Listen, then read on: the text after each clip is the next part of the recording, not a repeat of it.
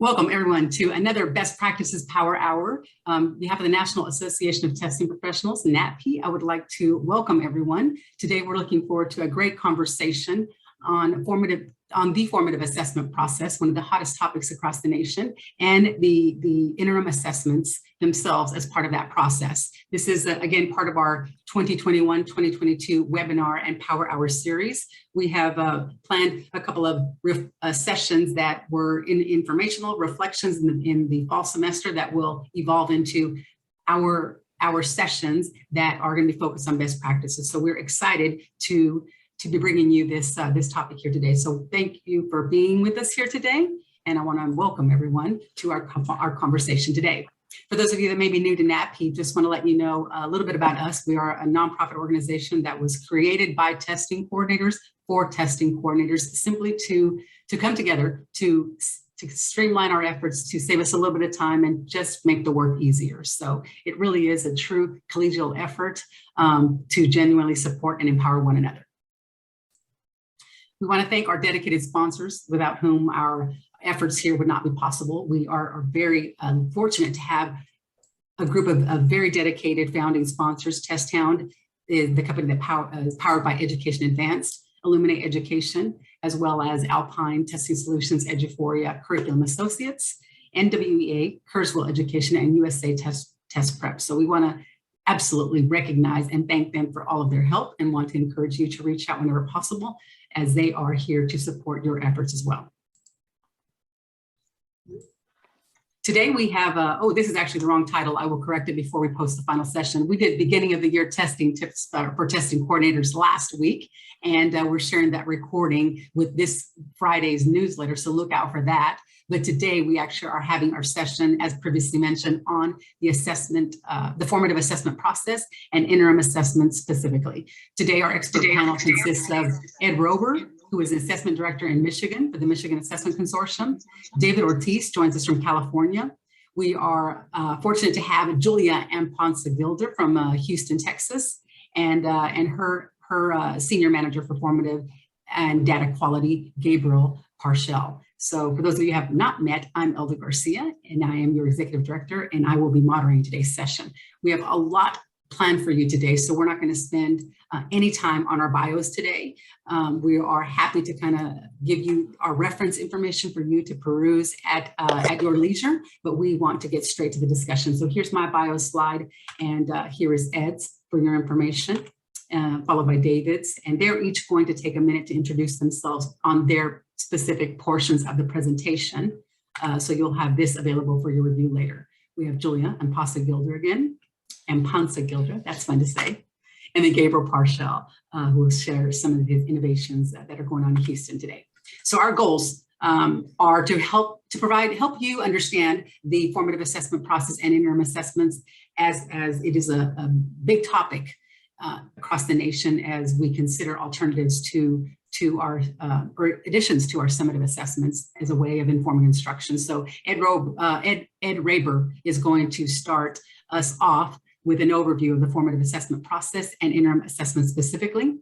And then we will go to California and talk a little bit about understanding the interim assessment process at the district level, and then hop over to Houston ISD to talk about specific district interim assessments and innovations, and then close out with best practices and tips that you can walk away with today that will help make you more informed on this topic, and also help you apply some of those testing tips moving forward.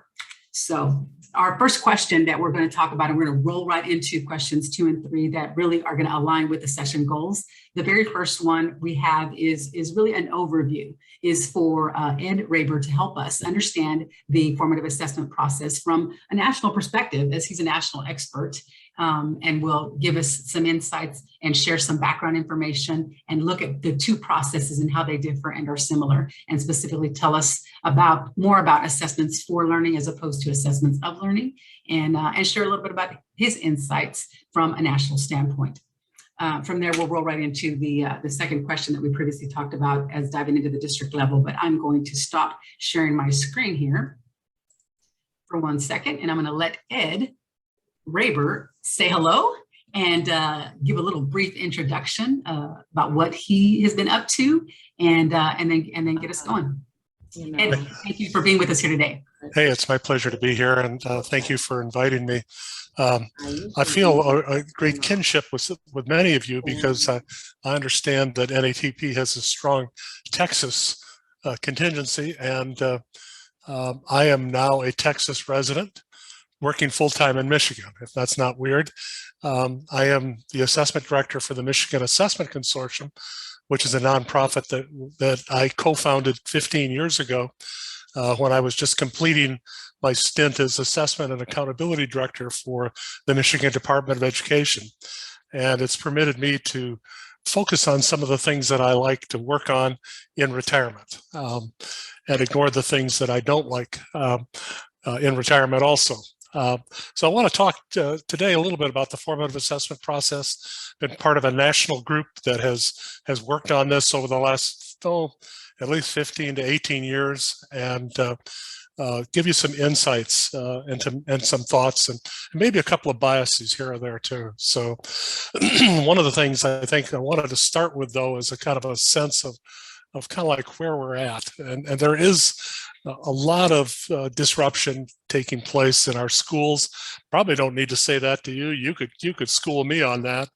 You think about your kids going back to school, teachers in school if you've got them, finding bus drivers, substitute teachers, getting kids to school and safely in school, et cetera, has caused a lot of disruptions in other things such as statewide assessment and accountability, and caused us, I think, to think about, are there better approaches? Are there different approaches that might have greater positive impact with fewer negative ones? A number of states are really thinking seriously about this, and some have even taken action and let out requests for proposals for different kinds of state assessment and accountability designs. And then I've encountered a number of other states that are beginning to think about it, and they're like, well, we ought to be thinking about this, but we really haven't been doing it enough. Now, this is on top of 5 states that have previously been submitted and been approved for the Every Student Succeeds Act Innovative Assessment Design Authority, which allows them to submit the design of a different approach to assessment and accountability that presumably they will work on and implement within 5 years.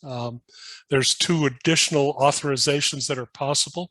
And yesterday in a call, I had several states ask if the federal government is going to expand that beyond the 7, and the answer was, we're thinking about it. But I think that what I have seen is thinking about a shift in emphasis from state level assessment to more district, school, and classroom approaches. And this could take many different forms.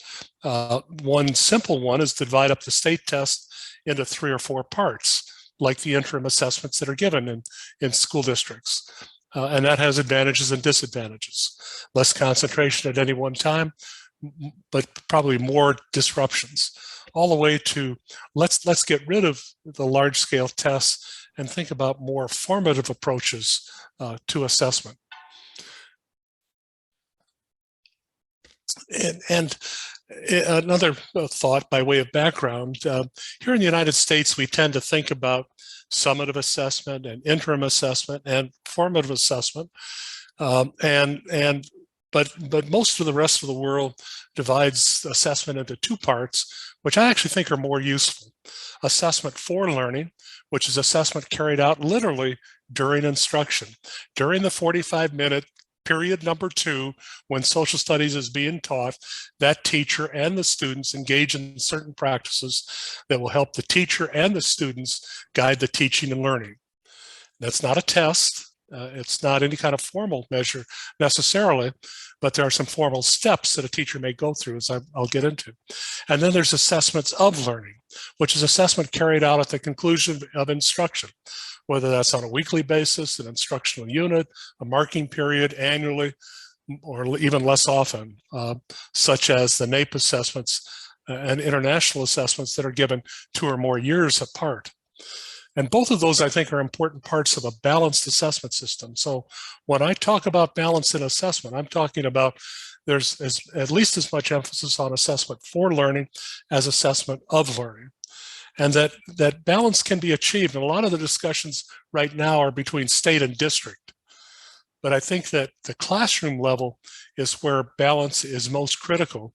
And unfortunately, the fewest conversations are taking place. That is, how do we help teachers learn to use the formative assessment process on a daily basis and periodically use interim and other assessments of learning to verify what we think is happening on a daily basis in our classrooms. And I'm going to talk more about interim benchmark assessments and quizzes versus formative assessment. And this is a table that outlines some of the differences. What are they? How is it used? Who the target audience, and how is the information that's provided used?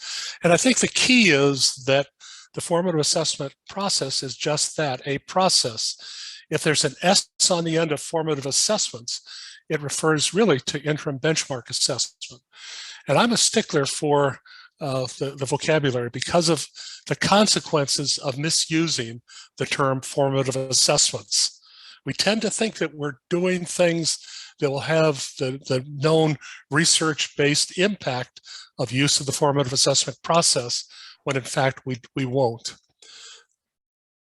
So let me talk a little bit more about the formative assessment process and assessment for learning. The Council of Chief State School Officers a number of years ago defined it, and this has been updated more recently, that formative assessment is a planned, ongoing process used by all students and teachers during learning and teaching to elicit and use evidence of student learning to improve student understanding of intended disciplinary learning outcomes and support students to become more self-directed learners. Whew. There's a lot in that. It's carefully planned in advance. It anticipates where student learning will falter, and we kind of make hunches about that. We plan on what to do. We use it on an ongoing basis every day. We provide descriptive feedback, not evaluative. And evaluative can be both positive and negative. When we say to a student, great job, that's evaluative feedback. We can also give them a D-, and that's a different kind of evaluative feedback. Both of those tend to be negative in terms of supportive student learning. That the achievement information is used during the lesson to make real-time adjustments. We don't wait for tomorrow or next week or to the data team meets. The teacher's making a decision on how to adjust instruction within minutes of gathering the information. And most importantly, instruction isn't finished until all students have learned. That means that it isn't just an equal effort that we're putting in, but that every student gets the help they need to learn what they need to learn. This is Michigan's definition based on Royce Sadler's 3 primary questions. Where are we, the student and teacher, going? What does the student understand now, and how do we get there? There's 13 elements for 5 components in the Michigan definition. There's some commonalities. It's the formative assessment is a process that I've mentioned. Teachers need to plan for its use each day. This isn't the lesson plan that's submitted to the building principal on the first day of school that covers 180 days of teaching. This is a day-to-day planning process that teachers engage in. Students may be as important as the teacher in this process, and that the goal is to help students take more ownership of their learning, and we as testing professionals need to help teachers understand this process. Now then, of course, there's assessments of learning, and they are numerous, and this, as I said, can be carried out in different units of time. They can also include homemade or teacher-made instructional unit tests and quizzes, papers, presentations, final exams, etc. But there are certainly some commercially available tests. The Curriculum Associates, iReady, NWA MAP, Renaissance Star, Smarter Balanced, a suite of interim comprehensive assessments, and many others. And of course, there's state examples, et cetera, and national as well. Lots of examples of assessment of learning. That's where we spend our money. That's where we spend our time. Probably 95% of the of the assessment budget goes to assessment of learning, and probably more than that amount goes into helping people. But then the question is it formative assessments or the formative assessment? And why does it matter? And I'm going to drop into the chat after I finish, because I can't see the chat while I'm here, I don't think. Let me see, maybe I can. There, I put in the chat this article that I referenced here, why the S makes a difference. And why the S makes a difference is because there's at least a 35-year history of research that shows that the formative assessment process leads to the greatest gains in student achievement, especially among low-performing students. The Black and William meta-analysis in 1998 demonstrated this. Hattie and others have talked about the components of formative assessment being some of the most impactful things that educators can do with students. So when your districts are struggling to find the magic bullet, the one thing that will actually help your lowest performing students do quite well, it is the use of the formative assessment process by well-informed teachers on a daily basis. That's why I make such a big deal out of the S. There's no such evidence that giving a test once to 3 times per year or even more often leads by itself to improved achievement. Now, that doesn't mean it's not valuable, and I'm going to say to you why, but it does not increase the performance, especially of low-performing students. And so, but how might these two coexist? Being a pragmatist, I talk about balance. Well, to me, I want teachers to plan for the use of the formative assessment process as defined by Michigan or CCSSO in class every day. But I also want them to have available assessments of learning tools, either teacher-made or commercially available, that they can use to see if the achievement that they thought they observed in their classroom actually shows up in the test. And of course, it may not. The test may test kids in a different way than the teachers taught them. The kids might have forgotten what they learned, which probably means that they didn't really learn it, et cetera. And there are some commercial products that specifically get at allowing teachers to customize the interim assessment to the kinds of skills that they've taught. In Texas, the TFAR, the smarter IABs and focused IABs are just a couple of examples of that. And to me, these two can bring balance to assessment in the classroom. And that's where I think balance is really most important. Even though my career has been on large-scale assessment, it's what happens in the classroom that really matters. Well, how could a state and district support this vision? First of all, I think that states could use its resources to develop pools of assessments, especially ones that are more performance-based for LEA use, or fund LEA use of commercial products. And there are some states that are doing the latter. The state, on the other hand, might use shorter predictive tests for its state assessment to serve ESSA required functions. The Every Student Succeeds Act requires states to predict the percent of students proficient at each grade and subject area tested, and to use these scores to determine which schools the SCA, the State Education Agency, or others will provide support for. Districts might use the state-supported resources to create resources for school and teacher use to enhance their own assessments of learning.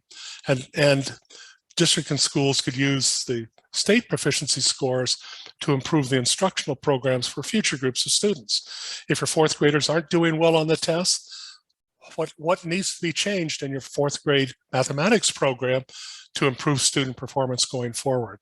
And that curriculum mapping and improvement process is something that unfortunately is still not done on a wide scale basis. And of course, ideally, we would be reporting both state and district achievement results, which would be a bit challenging. So those are some of my ideas. Now I want to turn to some of our panelists for their discussion and reactions. Thank you. Thank you for that, Ed. That was very insightful. And I think what it has done is really brought to light that we're going to have some variability in our interpretation of this, even by definition. And I appreciate the clarification in the assessment, the formative assessment process versus assessments, because I think that some states, and places do clearly say that they're formative assessments. And I think that for us, it's important to understand the difference, regardless of what we adapt to because of our state kind of guidance and what is being kind of provided to us as local support, which there is a great deal of. I think lots of states are moving in that direction. But I think that regardless of that terminology, I think that we need to understand the process in our roles as testing coordinators continue to expand. But like some of our panelists have mentioned also, that teachers don't understand the difference and this interpretation. I'd add to that and say a lot of our testing coordinators don't understand the difference. And that's the goal today, is to be able to start that conversation so that we are prepared and are more knowledgeable going into those conversations, so we can continue to carry that forward and inform our stakeholders accordingly.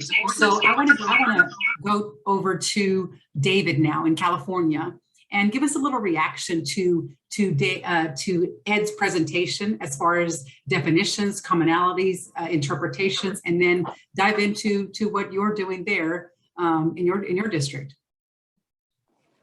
David, do you want to share your screen, or do you want me to navigate for you? I'll share my screen. Awesome. Let me just start by saying I welcome the words of Dr. Raber. Like I hope that I hope to accomplish the things that he talks about or promotes in his presentation. I mean, that to me is like the goal. And I want to share with you, I guess, how we're trying to realize that goal. At least we're working toward it. I don't know if I don't think we're there yet, but you know, where we're at and what we're trying to work on. Just a little bit about me. Like I coordinate the data and assessment in our district. It's a medium-sized district for California, about 13,000 students. We're located about 30 miles east of Los Angeles. We have 17 schools. You see a little bit, 31% socioeconomically disadvantaged, 10% EL, and 11% special education. What we try to do in our district is create this balance. So let me do this.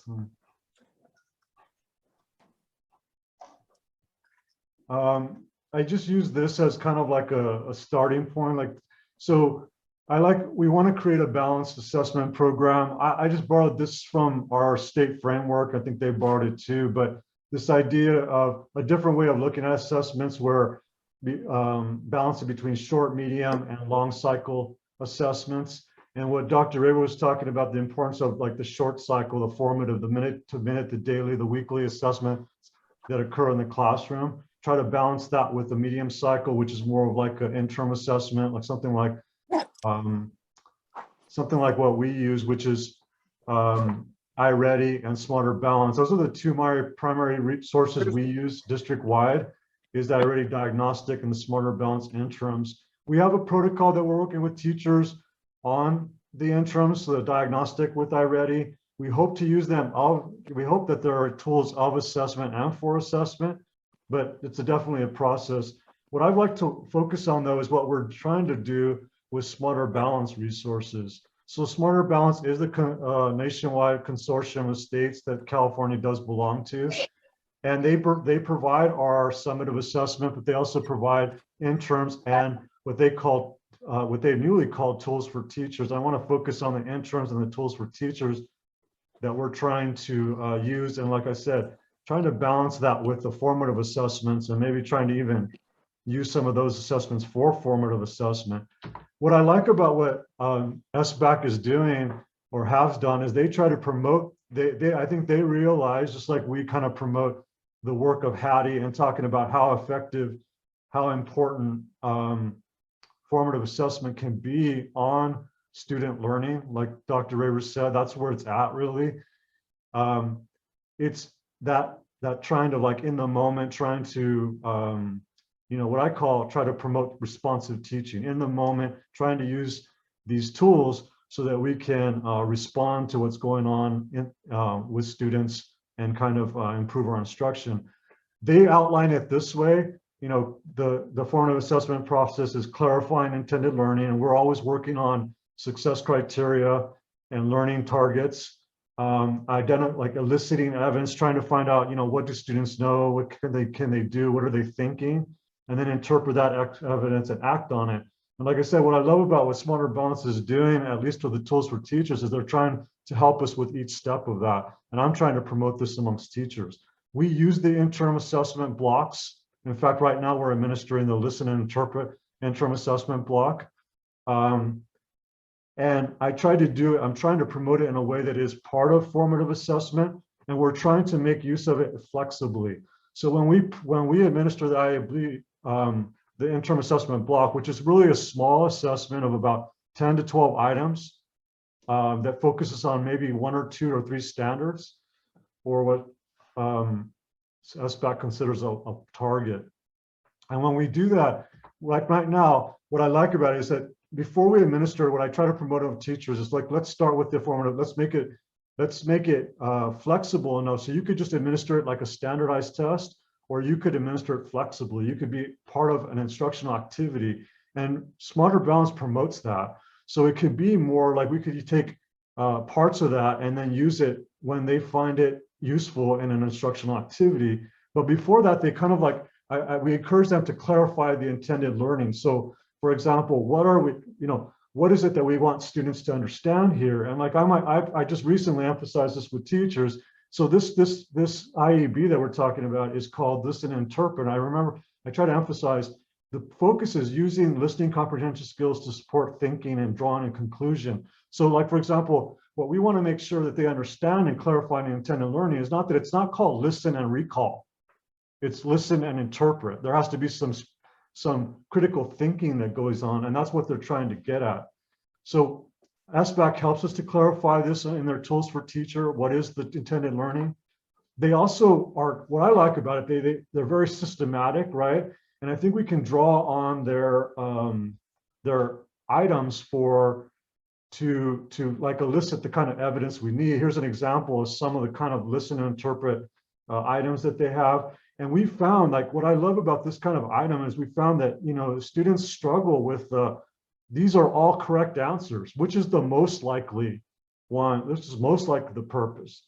And I think this is hard. This is an interesting one because in the state of California, in our district, listen and interpret is an area that students don't get much instruction on, and they struggle with most on the test. So teachers can look at this item and learn that students often just pick the one that that seems right first, and they stop there, and they often get an item like this wrong and struggle with discerning between what's the most likely and the likely. And I think that's helpful in they can try to respond to that and then do this activity as part of an instructional group or some other way and respond in the moment and try to use it to teach students. When we interpret the evidence, SBAC provides a reporting system that allows us to look at distractors, and why we can look at an item like that and say, why did students pick? What did they choose? Why did so many pick? We can ask them too, like, why did they pick this item? It helps us to like interpret, like, what's their thoughts? What were they thinking when they did that? And then helps us to inform our instruction. And then at the end, they help us to act on the evidence. So they break up the listen and interpret into 4 different parts, like, identifying central idea, identifying supporting details, making sure students understand the author's and speaker's purpose, paraphrasing and drawing conclusions. And within that, they give teachers tools like lessons. Those links are lessons like Animals versus Winter. They actually have like a little, it's a little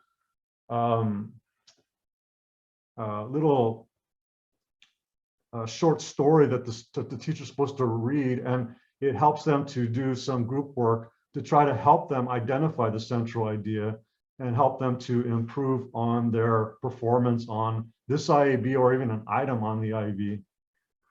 So they have all these different resources for the formative assessment process. And I just want to encourage them in any way I can to use some of these resources and draw on them in their own classroom assessments, not just like in an interim, but also like what Smarter Balance is allowing, like what you see here, is rather than using the whole, even though the IEB is short and they've specifically condensed it so it could be used as a flexible tool. They're even now allowing us to pick, or teachers to pick your grade level, pick your subject, pick a standard, and then we'll show you the items. You can use those items individually. So you can be like it could be, you could turn it into a formative assessment tool, so they can like a ticket out the door or something, a part of an instructional activity. And I think that's a really powerful thing, because what I find is that with all these resources, with all that teachers have to do, it's very difficult to get them to use some of these tools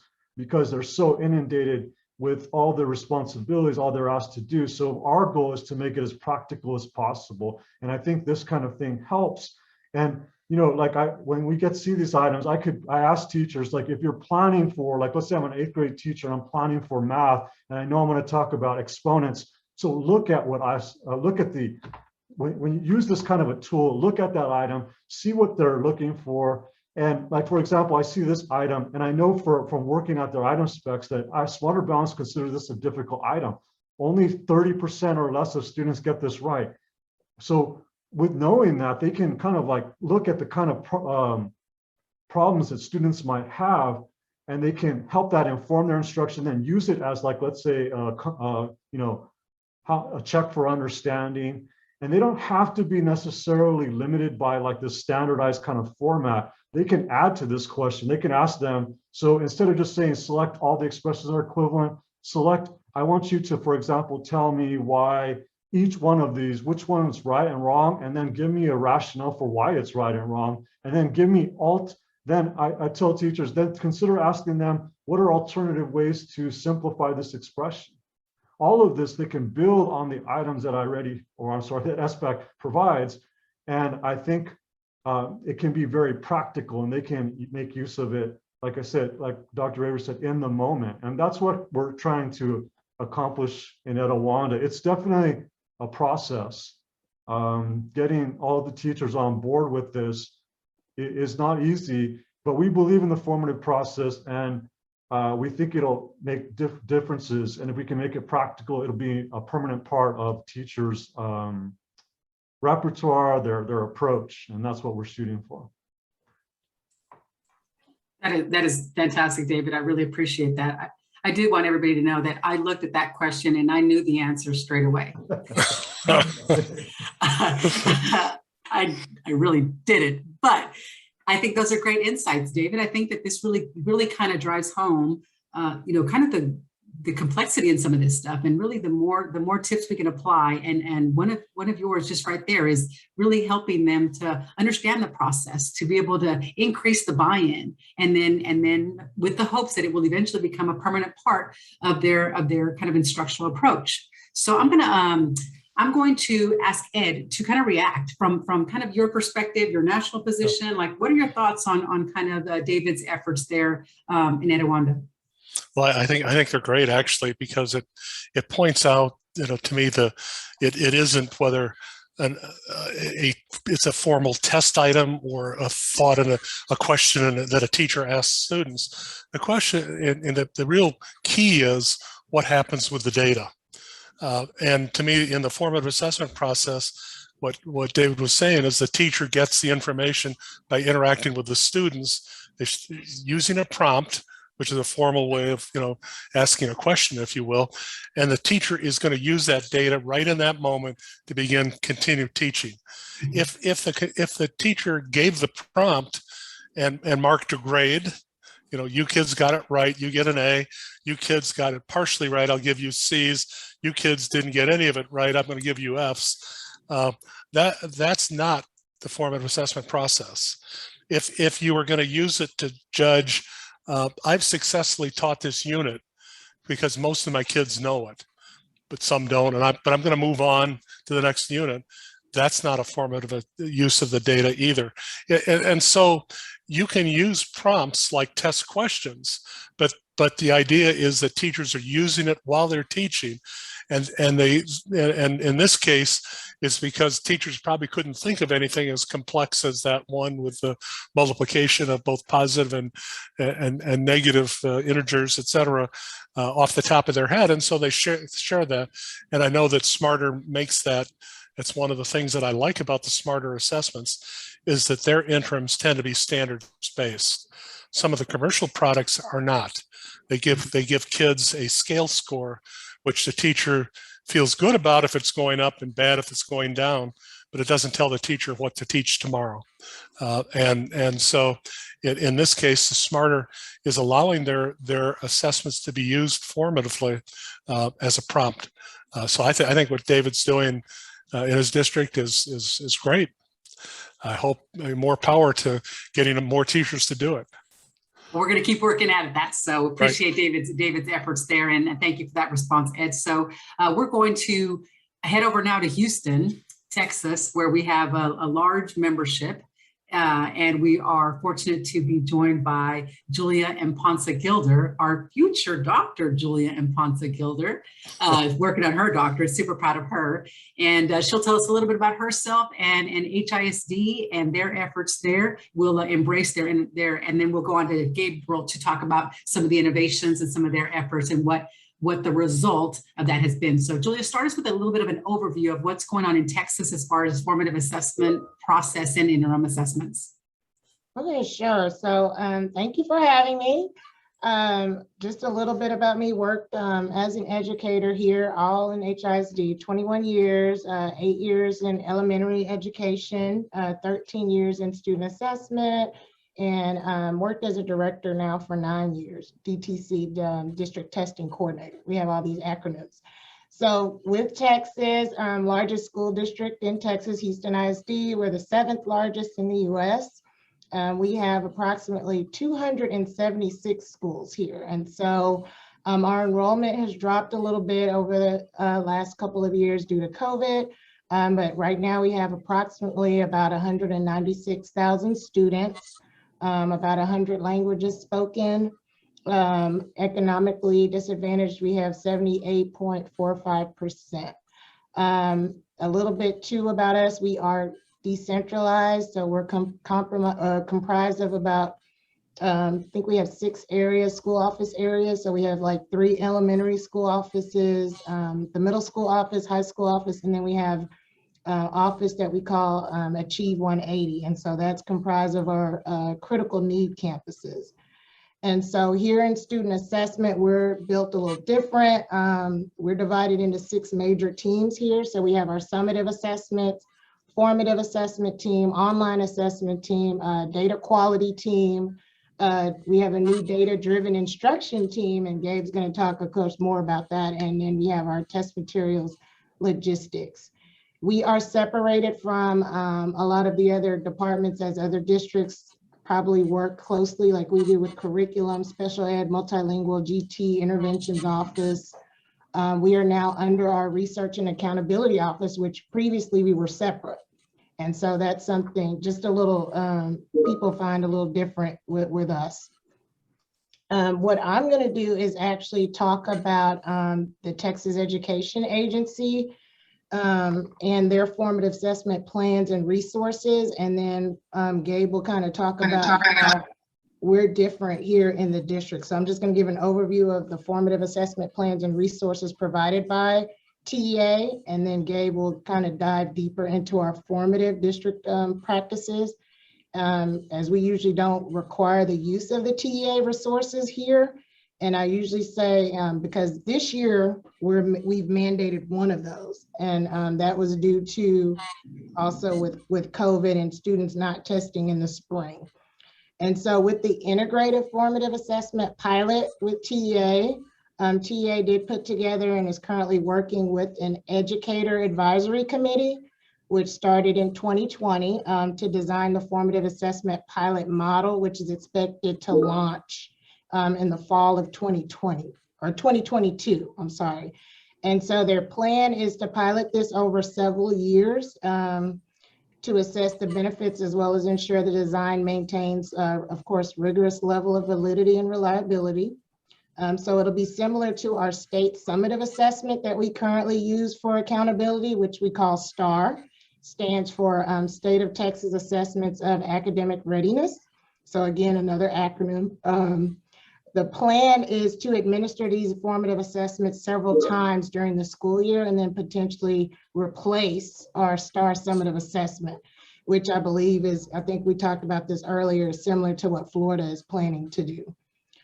So the benefits from TEA is to actually have more timely and frequent feedback throughout the year for our students, multiple opportunities to show what they've learned, as well as a potential to provide within year growth information. And so another resource available are the interim assessments provided by our state TEA, initially developed for use in the 18-19 school year. And what that does is monitor students' progress, predicts their student performance on STAR, and it identifies students needing interventions. And so initially, there were 2 opportunities provided through the year in which TA recommended, one in the fall, one in the spring. We now have 3 opportunities for students to use this. Again, this isn't something we mandate in our district, but it is available, and we do give them the opportunity if they want. It mirrors, it's a blueprint of STAR, and it's aligned to our TEKS, which is the Texas Essential Knowledge of Skills. And those are basically our Texas standards for what students should know and be able to do. So we have a House bill that passed, House Bill 3906, through our 86th legislature in 2019. And it just basically said that TA must continue to develop and administer these interim assessments. And so that's why this opportunity is still there. Another resource provided that was new is the Texas Formative Assessment Resource, which we call TFAR. So that launched last year. And so this is basically, these are STAR released items. And so teachers can actually create and deliver quizzes, analyze the results. And so it's also good because as we're in our pandemic stage, you can use it as a part of like on-campus or virtual instruction as well. So with those different resources, this is what TA provided for campuses or districts to use. It was created in response to COVID, which was the BOY assessments, which are the beginning of year assessments.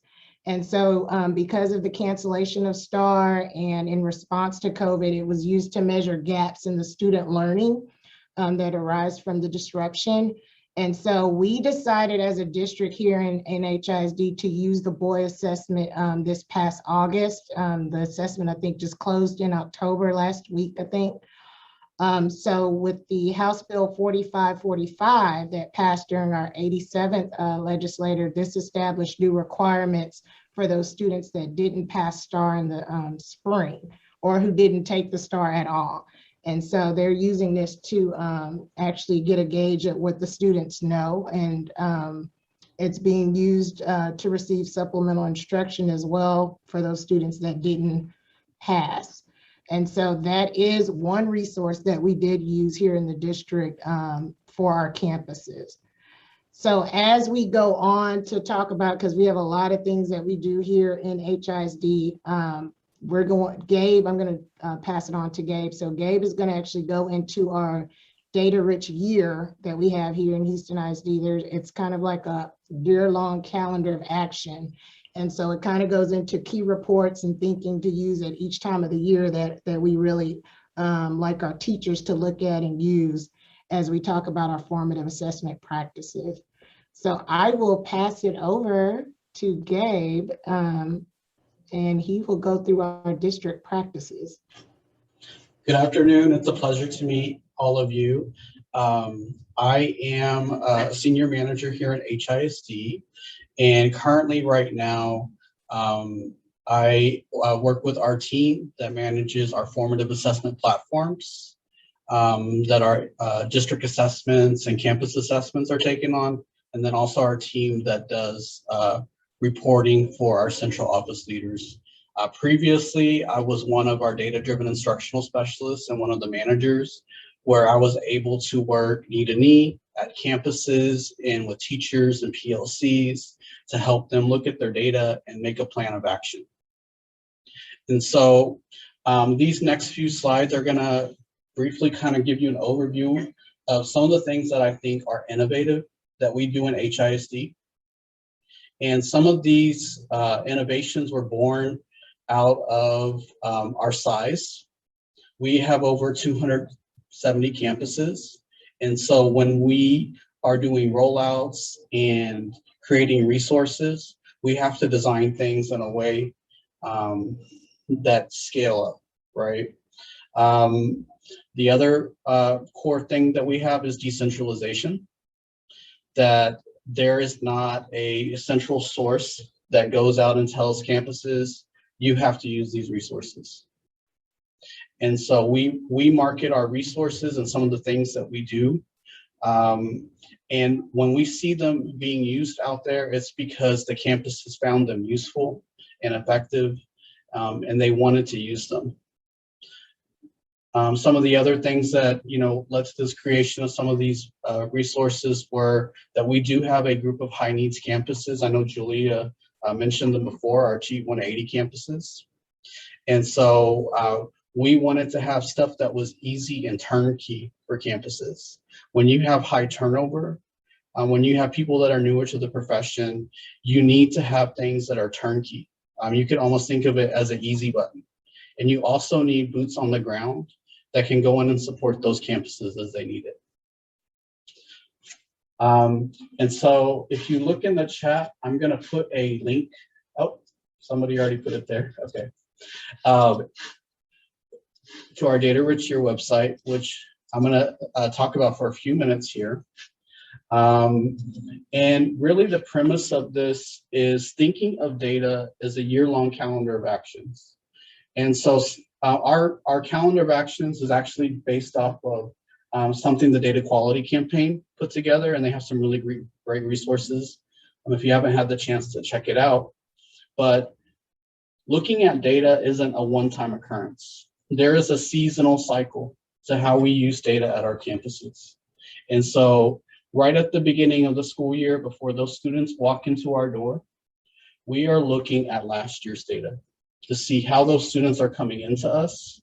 We don't need to wait until we have our BOY assessments to start doing small groups and interventions and any of that work, because we have last year's data. And so in August during pre-service, we're getting to know our students, seeing how they are coming through our door. And that also helps teachers with goal setting, because you have to know how your students are starting with you to be able to set a goal.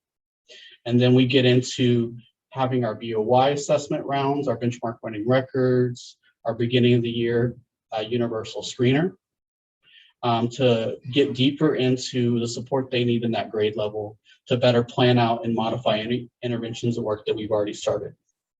And then as the year goes on, we gather more and more data from our snapshots and our DLAs and Release Star, which are our major district level benchmark assessments.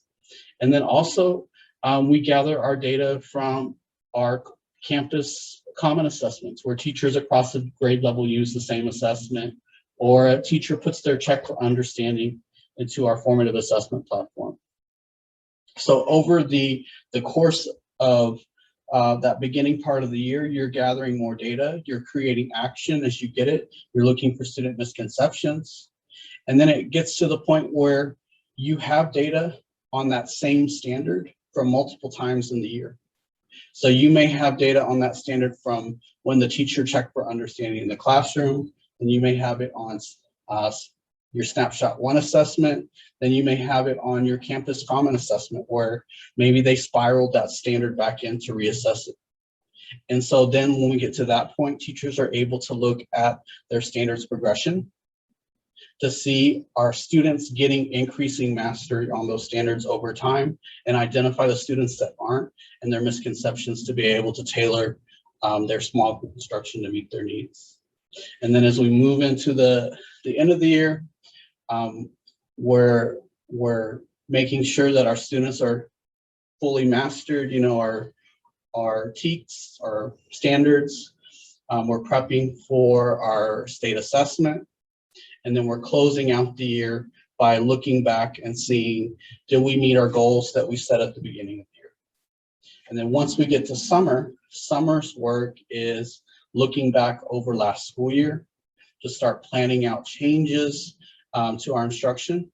If we know our students really struggled last year on a certain standard or set of standards, then we know as we're planning in the upcoming school year, we need to take a closer look at how we're planning those units with those standards. And so we use this kind of as our backbone as we're doing a lot of our work. And so what we did to make it really easy for campuses is to have protocols and action plans, task cards, and all the resources they need ready to go so they can lead those PLCs. And I'm sure as y'all are looking at this website, you're like, this is a lot. How did anybody ever have the time to do all this? And I will be honest, this was not made, you know, in 1 month or a year or even 2 years. This is something that we've created over a period of years. And a lot of our work updating this and adding in new toolboxes for our different assessments happens in the summer when things are a bit slower. But because our campuses have this, if you're a new leader to your campus or you're just very busy during the day, you know that you're going to be able to go to our website and be able to get a high quality PLC protocol that walks you through how to lead that data PLC, walk your teachers through how to look at their data, look for their misconceptions, and create an action plan. That way we're taking the load off of our campus leaders so that they're able to be more effective. And I know a lot of times we have brand new leaders and brand new teachers. And so they're able to use that. And then we also develop protocols for our leaders, our campus leaders, because it's not just teachers that should be looking at their data, it's also those leaders on campus. Throughout our protocols, we have some basic best practices that we follow. And we do have exemplar action plans and protocols that we provide, and we encourage campuses, make your own, make one that works for you, modify ours, change it however you need to, because we know every campus has their unique and individual needs. You know, a campus may have a high L population, and so they need to adjust how they look at their data to take a deeper look at that. But these are the best practices that we encourage to be in every protocol and action plan, that how you are reteaching it is aligned to the misconceptions that they have. So that means you looked at your assessment, you looked at how your students did, you looked at the incorrect answer choices that they chose, and work backwards from there to figure out why did they not understand that standard. And then you write your reteaching plan to directly address that misconception.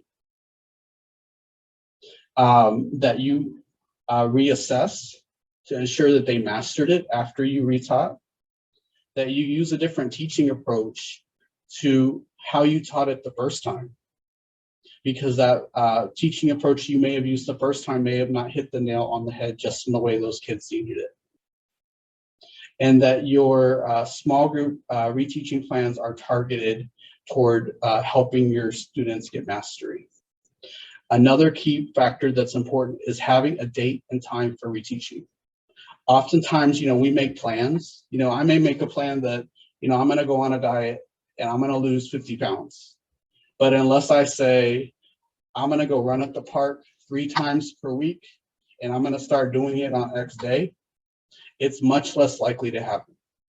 So having date and time on your reteaching plan is critical, and that you're building in reinforcement for those standards that students did master throughout your upcoming lessons. And so on the right of the screen, you'll see an exemplar of one of our action plans. And then another thing that I sometimes feel like gets lost out is it's not just looking at the data at one level. There are multiple levels of a school and a district that need to be looking at the data and using this formative process with it. And depending on what level you are is how you are using that data. At a teacher level, I'm using it to find my students' misconceptions and address those. And that's the very basic of what an action plan is. And, you know, honestly, that's how teachers get good in their craft. By over a period of years, they learn what students struggle on and they're able to adapt their instruction. So that's how teachers, move from being a novice to a master teacher, is by understanding what students don't typically get and then addressing that in their lessons. But you also have other levels to this. You have your campus leaders. And one thing that I always like to say is your campus leader walkthroughs are the check for understanding for what happened in your PLCs. Because if your PLC was effective, you will see that work out in the classrooms. If your teachers were able to make a plan that could be implemented and it just wasn't something they wrote down, you're going to literally see that when you do your walkthroughs. And I would say that walkthroughs are a check for understanding for all of our professional learning communities that we have on campus. Did they take that learning away and apply it? And then also leaders need to look at the data themselves before they go into a PLC. Because if you have not looked at that data, you do not know what probing questions to ask teachers and where to try to direct their attention, what resources to bring to be able to lead that work. Another level to that is knowing the resources to try to bring into your campus and PD to bring in. If I know that my students, my L students are really struggling, I need to be able to go and talk to my multilingual department and ask for additional support. If I know that every year we really struggle on this geometry strand, then I know that when we get to that unit, maybe I need to bring in some additional professional development resources and spend some extra time here because this is something we always struggle on.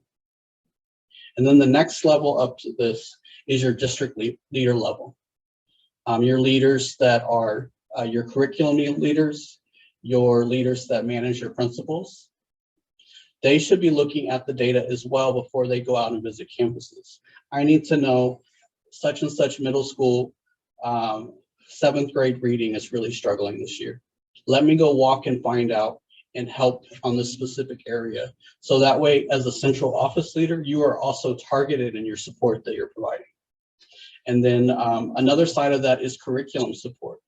Curriculum departments should be going back to look at your assessment data, your state data, your district data, to look for the areas that students struggle on. And then each year, those should be the areas of the curriculum that they try to beef up, and the areas that they create additional professional development to try to target those areas that have been a historical struggle. So there's different levels to looking at this data. And I really believe that this formative process is not always just a classroom level one, but there's other levels to this that are key as well. Another practice that this one is always in the back of my mind as we're using assessments. We do not give an assessment just to get a grade or to check for mastery and move on. We have to use the formative assessment process whenever we give any sort of assessment to students. Because if we don't, that assessment was not used instructionally. We did not make an impact with that data gathering. And really the only reason that we should be giving assessments is if we're doing something with the data to inform instruction, to learn what students' misconceptions are, learn what students are struggling to master a standard, and then take action on those. So, Gabe, I'm not sure if we're hopping over to Julia, but I'm gonna go ahead and push us along so Julia can kind of bring this home. And I'm spinning off my vice president who's on the line and embrace. I'm gonna take advantage of her suggestion and say we're going to hang on the call for a little bit longer for reflection from the audience. Anyone wants to ask the panelists any questions, we're going to hang on for a few minutes after. But now I am going to go back to Julia to drive us home to provide some testing tips for testing coordinators that we can kind of walk away with today. Okay, so I will just kind of briefly go over within Houston ISD, some of our best practices and tips for our coordinators. So first, we always tell them to create an assessment team that with us is our campus testing coordinator, formative assessment coordinator, technology specialist, special ed chair, campus administrator, multilingual specialist, registrar. So this is your team that you need to kind of help each other in developing a plan for your assessments. Also, we tell them to create a campus assessment plan. So we call that the CAP, and that is required every year to determine your test administrators, your process for making sure students are receiving their accommodations, just basic logistics for like storing your materials, just little things like that, just making sure everything is just running smoothly on your campuses, creating a campus testing calendar. We have lots of different calendars here in our district. We go through several different versions of our calendar, but that is very important as they're planning and partnering with their campus leadership, as well as ensuring that the PLCs for data is aligned and so forth. And then lots of professional development and training. We offer optional, not only do we have compliance pieces, but we have optional ones throughout the year because we want to make sure our teachers are provided with the best practices and things that they'll need for success. And so that's just a basic rundown of our tips that we have here. Awesome. Do you have the complete PowerPoint, Gabe? Can you just keep us moving here? Awesome. Okay, so we're gonna kind of close out the session here, and know we're a couple of minutes over, but we are gonna hang around a little bit. I love the idea that Pam just gave, that we carve out some time at the end of the session to really just have more conversation. An hour's a high demand to pack a lot of good information in, but having some designated time after the session to really just have conversation, then I think it's going to be really, really helpful. Pull that back up, Gabe, please, just so I can kind of close out really quickly on the key insights and takeaways. Julia was brilliant about providing a lot of testing tips that we can walk away with. We're going to share a mess of resources at the end of this session, a lot of good stuff, not just on the websites, but some takeaway handouts and things that we'll make available with the weekly newsletter. But wanted to make sure that we were clear on the takeaways that our panelists have shared with us today, to understand that as testing coordinators, we're part of this process. We're a central part of this process, and we need to be knowledgeable and resourceful and know where to go. And so picking up friends along the way, knowing what other states are doing, are really going to be beneficial for us. But as David said, I mean, districts, need to kind of get the buy-in of all stakeholders. We want to ensure that we know what resources are available at the state level as well as the district level, but there are many available that will help us to implement and improve our current formative assessment process or interim assessments themselves. Go ahead, one more slide, Gabe. So our tips, in addition to what Julia mentioned, back up one, please.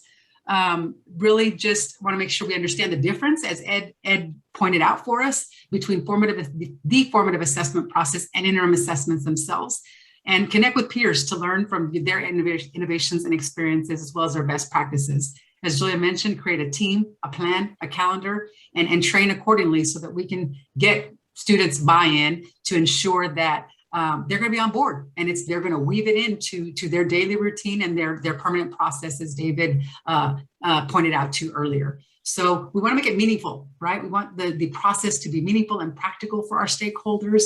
And more than anything, we at NAPI want to help empower you to lead, support, and empower your districts and your stakeholders on all things assessment. And that's going to include being literate on assessment, the purpose, as well as the data that's going to accompany that, and be able to dive in and understand that accordingly. So we're challenging you to really welcome the pushing of the limits of your role to be able to help grow you as a leader and as a resource for your district. So I want to thank our panelists here today and give you one last opportunity to add anything that might not be listed here that you want our peers, our testing peers from across the nation, walk away with today. Anything else that you would like to add that's not already listed here as a final tip, must know, must do idea for our friends here?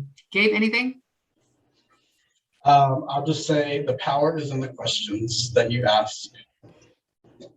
I like it. I like it. Julia? I'm going to echo what Gabe just said. Same. That's awesome. David, any final thoughts? Just to keep it very practical, to get teachers buy-in. Like I said, I think that's the key. They need to they need to feel like it's practical. And that's where, because it's where it happens is in the classroom. I appreciate that. Ed, and any final thoughts from a national perspective with all of your years of experience, despite your frustrations in terminology and the like, what would you want our testing peers to walk away with as a final tip that you would encourage us to embrace? You've got members all over the United States, and so you just be aware that the evil state testing program may be changing. And it may mean more of a role for yourself as a local test coordinator or director. Obviously, things that have to be administered and scored and reported, and people help to interpret the results. But you actually may be more involved with the design of assessment efforts that replace what, at least some of what the state is doing. So I'd urge you, all of the people here, to maintain your knowledge base about assessment. Go out to some of the national sites, the Council of Chief State School Officers, some of the key states, Texas, Michigan, other websites. I've shared some of those. Really drive your learning about assessment, because this is it's going to stand you in good stead going forward. As I think that right now we're hindered by a Title I law that eventually is going to be reauthorized. And when it is, I think the dam's going to burst in terms of innovation. So this is a great time to prepare yourself for that. Learn more about assessment, become more assessment literate yourself, and think about how you can help the people you work with in your districts to do that as well. And then you'll be ready for all of these changes. Well said. And that's the goal. We want to prepare our people for what's coming. And a lot of times we get comfortable in our little states and in our own districts, and we don't have time really to kind of get into all these other conversations or even detect the things that are coming down that will eventually land on our desk. So we're going to help with that. I want to thank all of our panelists for joining us here today and contributing their experiences and best practices. Gabe, can you hop to that last slide? We want to provide you with the information for our next webinar that will be on online testing, November 17th. Same time, same place. We will invite you to join us for another colleague chat that will provide some reflection on what the conversation we had last year on the topic. And then we'll have a best practice session to follow later on this spring. But join us November 17th. And we absolutely thank you for joining us today and hope that you will continue to join us and engage in these conversations. So we want to always encourage us to stay connected and continue to nurture these relationships, as they're going to be so beneficial. That's the end of our session for today. So thank you for joining us. If anyone would like to unmute and ask any final questions for our panelists or anything else, suggestions for NAPP or otherwise, feel free to unmute at this time. Any ideas for reflection, ideas, conversations, any burning questions? Pam?